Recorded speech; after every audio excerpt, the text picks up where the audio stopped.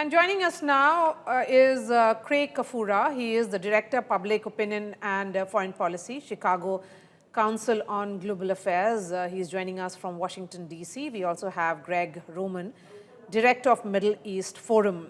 Greg, I'm going to begin with you. Given the fact that this theater of war has expanded with newer allies joining in because their concerns are that they are being targeted and attacked by Iran, where is this all headed? Are you looking at a scenario perhaps in 1 or 2 weeks from now that each and every country in the world will have to pick a side?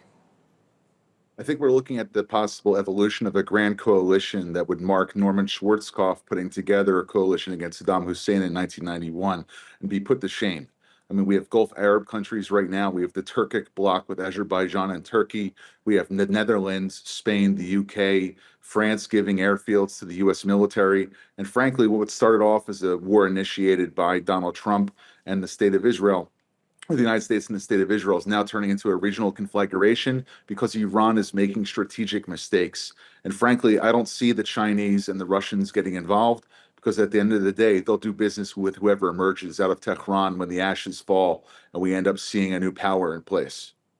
Okay. Well, that's right. Let me take that to Craig. Craig, would you agree with Greg Roman over here, where he's saying that Russia and China will do business and they will not really look at the kind of assistance, because the only voices that we hear for Iran are coming from Moscow and from Beijing? I think he's correct. I mean, and we've seen this in the past. So if you think back to when Russia invaded Ukraine, Ukraine and China had a long-standing, very warm relationship. But China has done essentially nothing to try to end that war. They have not tried to pressure the Russians. They have talked about wanting to facilitate peace in some of the same language that you've heard in the last day or two from Beijing. But I really can't see them stepping in and playing the kind of assertive peacemaking role that one of your previous guests was suggesting, simply because, yes, they will do business with whatever power or state emerges out of this particular conflict. The other, I think, real issue is that we're starting to see American public fears come true. In the Council's polling recently, conducted while these strikes were happening, Americans feared that the US launching attacks on Iran would lead to a broader regional war, and that fear was held across party lines. And now we're seeing that start to play out with all of these strikes hitting various countries around the region. And how exactly they're going to respond, I think, is still a little bit unclear, partly because the political ends of this conflict seem very unclear. At first, it was about Iran's nuclear program. Maybe it was about their missile program. There's also been talk about denying them a navy or access to the oceans. And now there's talk about Trump needing to be personally involved in selecting the next supreme leader of Iran. It's going to be difficult for the Iranians to negotiate if the conditions are other countries picking their internal political leadership. I don't think that's going to work. But Craig, you know, when Donald Trump says that he wants to be involved and personally involved in selecting the next leader, and that Mujtaba Khamenei, who is at present the new supreme leader, is not acceptable to him, the question also is that if there will be negotiations and it will happen right at the top, then it has to be between Mujtaba and Donald Trump.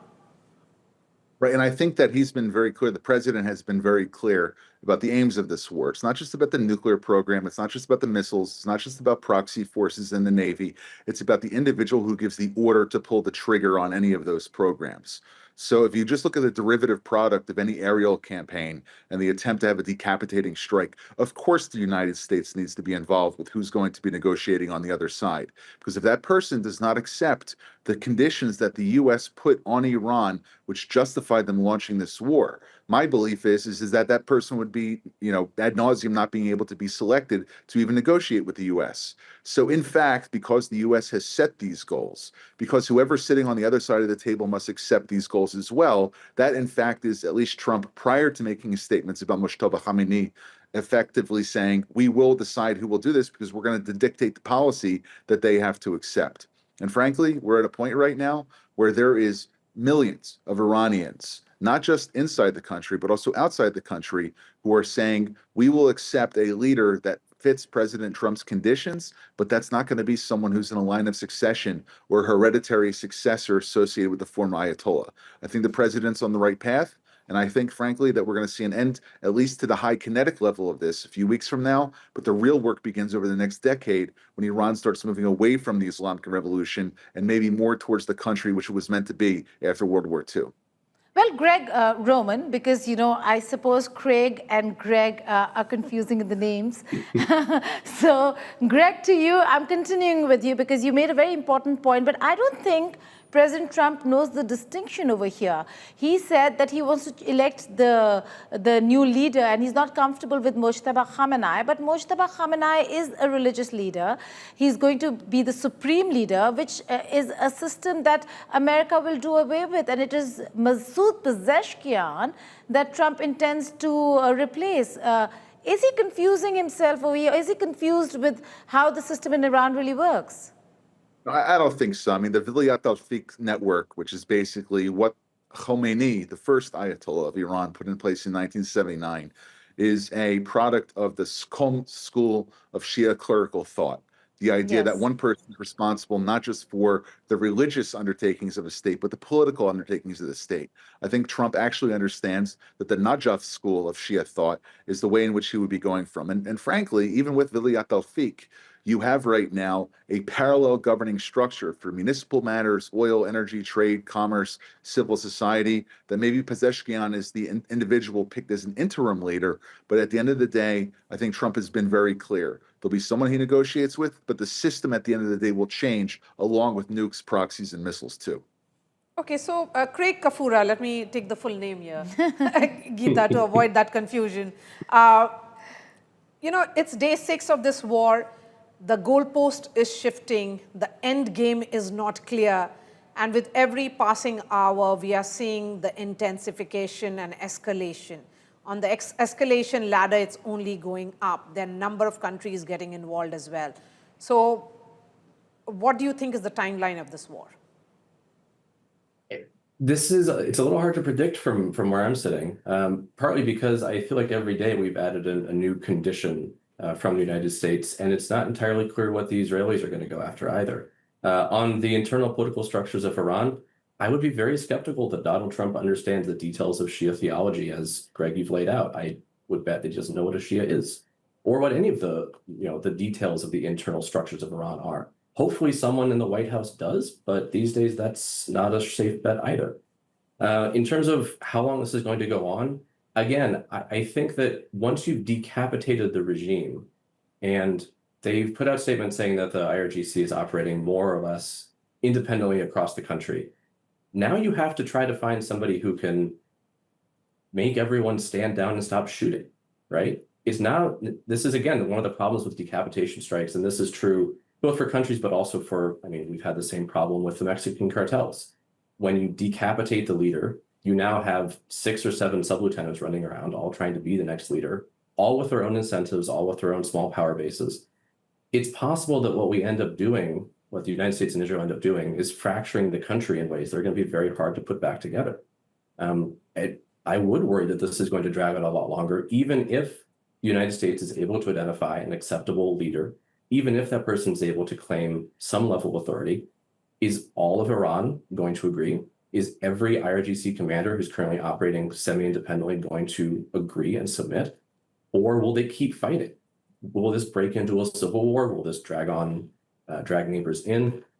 I'm really concerned that we've unleashed something that we don't know where it's headed. We don't know how to control it. And given Trump's past track record, wouldn't surprise me if he declares victory in 2 weeks and walks away and leaves the whole region still a mess. Well, Craig, there's a very important conversation happening in Washington, D.C. to do with stopping the war. And at the Senate, we saw how certain veterans got up and said, we do not want to, or America does not want to fight this war. Is that the sense within Washington and in America that should he get involved deeper into the war? And he said that, yes, there are going to be losses of life. That's what war is all about. Would there be acceptability, or will this cost him his midterm elections?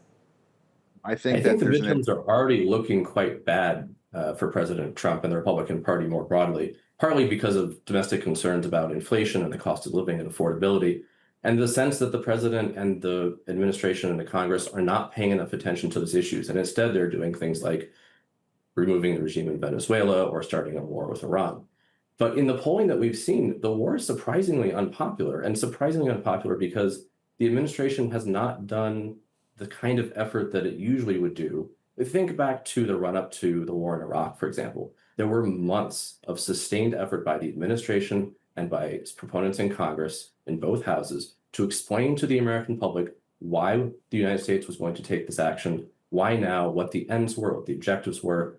And that had the effect of bringing the public on board, at least for the first few months of that war. That hasn't really happened this time, right? There wasn't a clear sense among the public about what the objectives were, why we were doing this, why now. And you've seen that in the polling. Democrats are strongly opposed to the war. Independents tend to oppose the war. And even among Republicans, a lot say they don't know. Those numbers may go up in a few days, but if there are more US casualties, if the administration isn't able to demonstrate progress, I think you will see further slipping poll numbers. And for those in Congress who are not running for re-election or who are in safe seats, they have more leeway to speak out. And I think you're starting to see that. Look at what Tom Tillis was doing yesterday on the Hill. Right. Craig and Greg, really appreciate your time. Thank you for joining us.